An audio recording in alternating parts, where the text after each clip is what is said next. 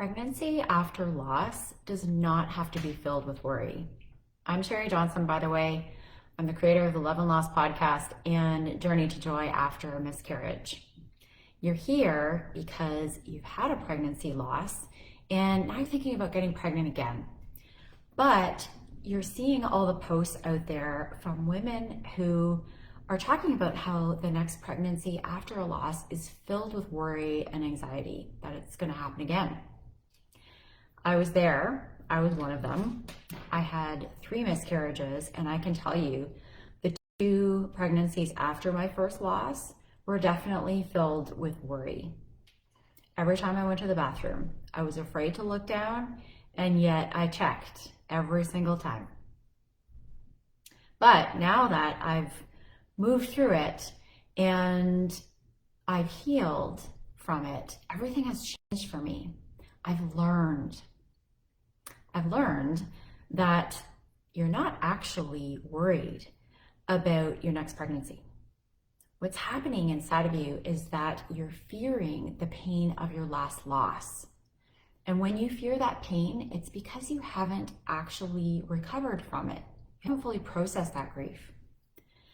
If you're truly someone who wants to move through her next pregnancy with joy and anticipation, I think you already know that you need to do something differently than all the women who came before you, right? The other women who have given you the impression that it's inevitable that your next pregnancy is going to be filled with worry, they hadn't fully processed their grief yet. They hadn't fully healed from their last loss, and so they feared it. So here's how to know if you haven't fully processed your grief yet. Number 1, you might still be triggered by pregnancy and birth announcements or questions from other people. Number 2, you're still angry at your body, or maybe you're not trusting that it's going to do what it's meant to do. Number 3, you might still be having trouble making decisions about your future family.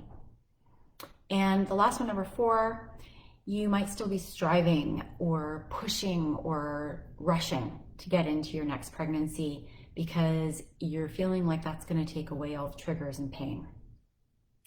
So let's stop and talk about what happens when you actually process all of your grief first before you get pregnant. When you do that, your next pregnancy is going to be filled with excitement and anticipation and dreams. You're going to feel more at peace. And as a result, the baby inside of you is also going to feel more at peace and feel more relaxed and healthier as a result. And best of all, your next pregnancy, you're going to look back on that time as a beautiful time instead of 9 months of worry. And you deserve that beautiful time. So emotional recovery, it doesn't actually need to take as long as you think it does, but it's ultimately your choice. You can have that beautiful pregnancy that you deserve, or you can worry your way through it.